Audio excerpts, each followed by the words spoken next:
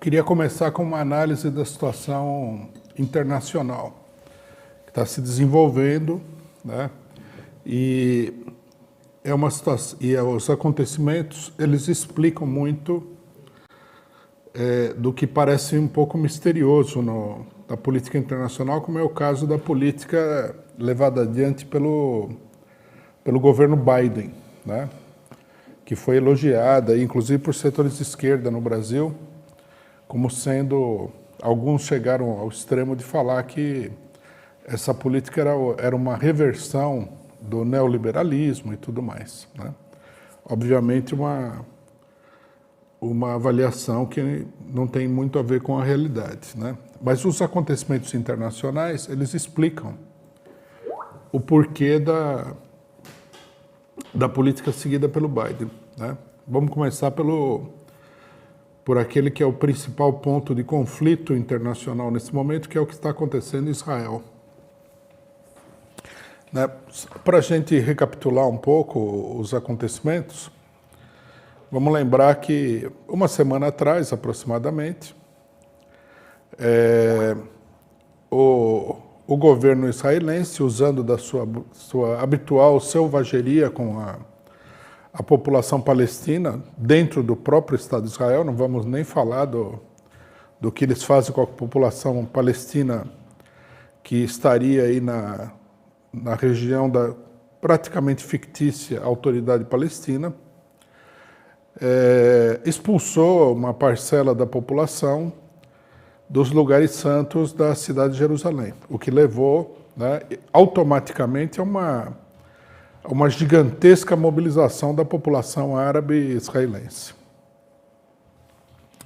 A população árabe dentro do Estado de Israel, né, que na realidade não goza de um status de verdadeiro cidadão israelense, né, dado o caráter confessional do Estado de Israel, ela é uma parcela importante do Estado de Israel, né, cerca de 20% de toda a população do Estado de Israel é muçulmana.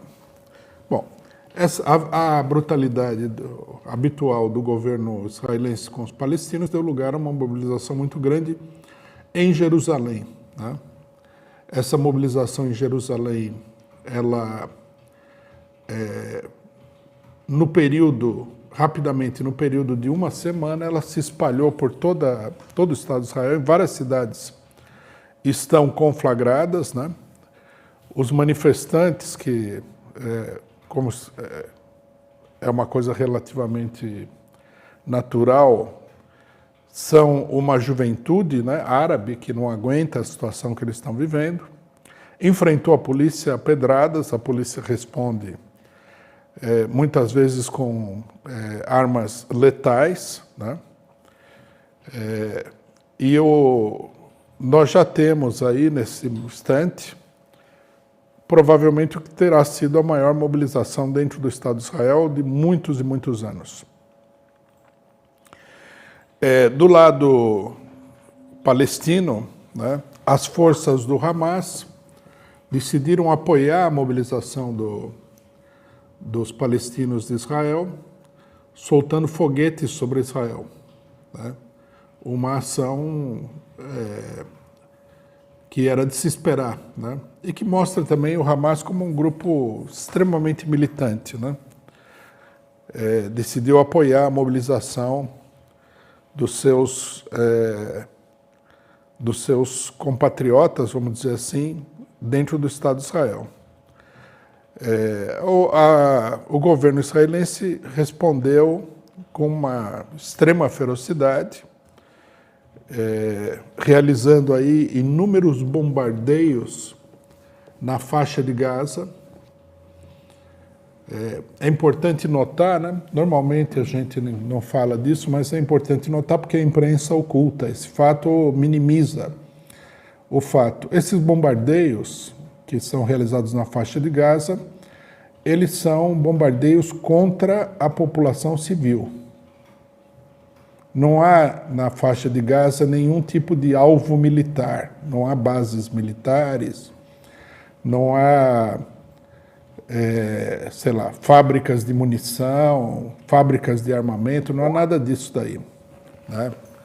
O que nós temos aí são casas, são bairros da população civil que os israelenses bombardeiam. Depois eles vão explicar que eles bombardearam uma região porque e a imprensa, né, internacional, a imprensa brasileira, a imprensa golpista, desonesta brasileira vai mostrar como uma justificativa que em uma determinada região havia lá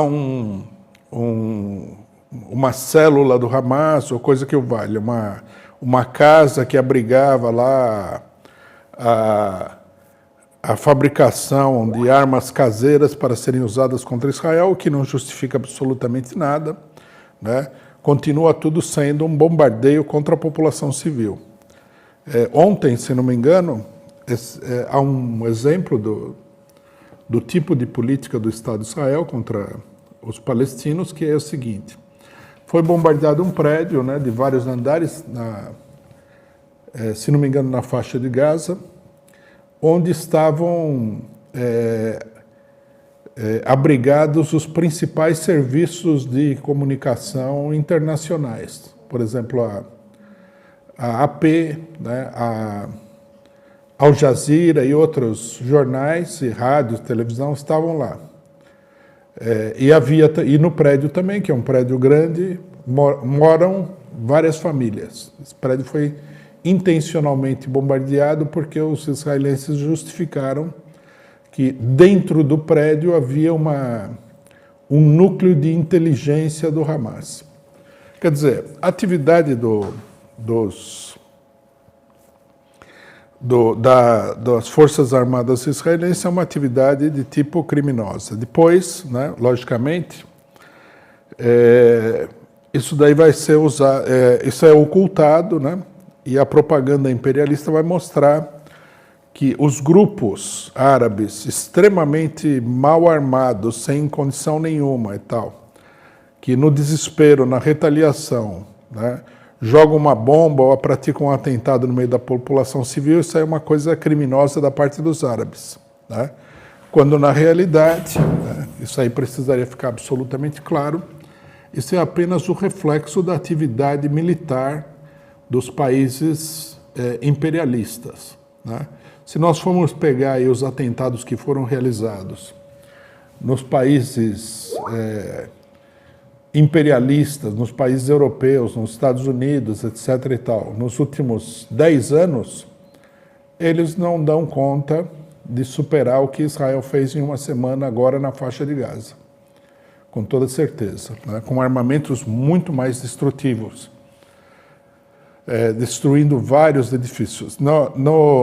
Nos bombardeios dessa semana, 150 palestinos morreram e um número já muito maior está ferido, né? Bom, esses aqui são dados sobre o conflito, mas o importante é a caracterização política que nós devemos fazer desse conflito.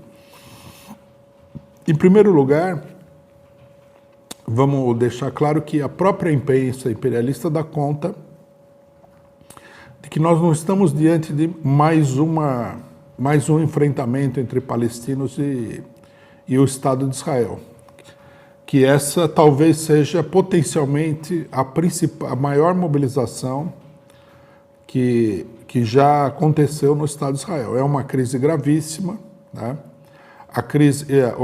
A imprensa imperialista já havia alertado para isso no começo, né? Preocupada com o desdobramento da situação. Os outros países imperialistas também pediram que Israel moderasse a violência contra os árabes. E a situação escalou, e nesse momento aqui nós temos uma conflagração geral, inclusive uma crise entre os países árabes e o Estado de Israel. Um jornal, né, me lembro agora se foi o Financial Times, se foi um outro jornal importante da burguesia imperialista, inclusive dava o seguinte relato, né, que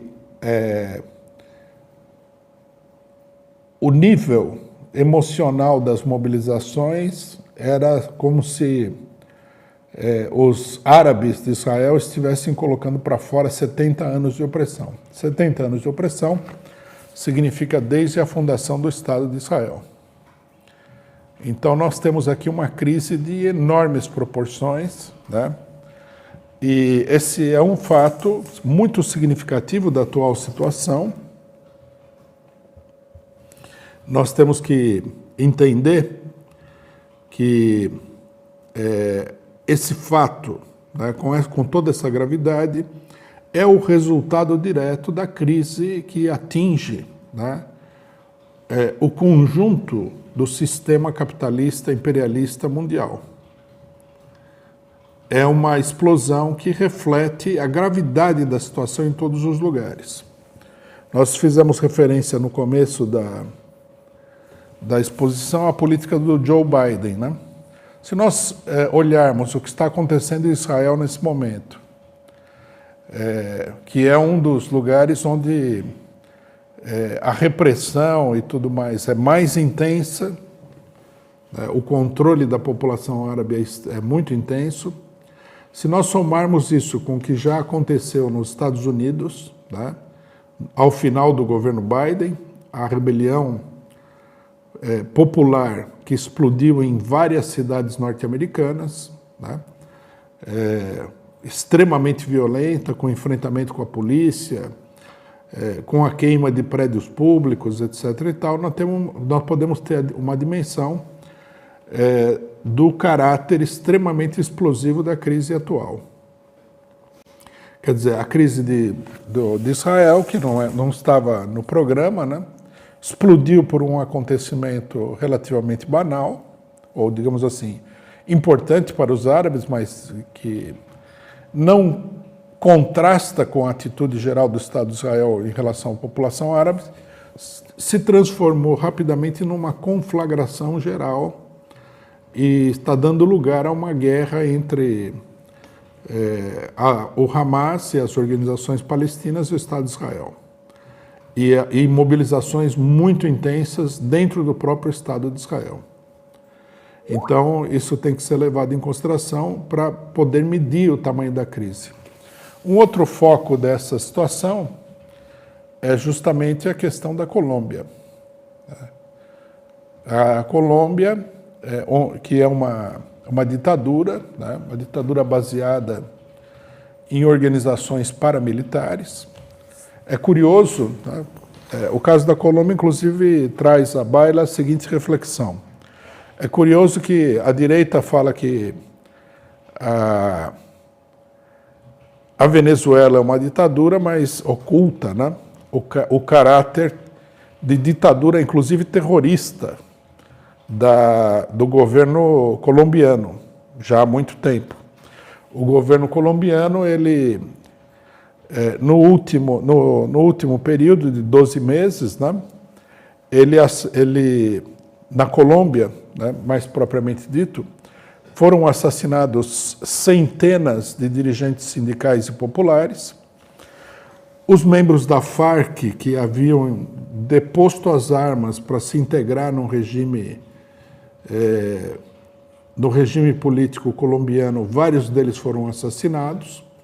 Um deles foi preso, acusado de tráfico de drogas, e foi deportado para os Estados Unidos e tudo mais.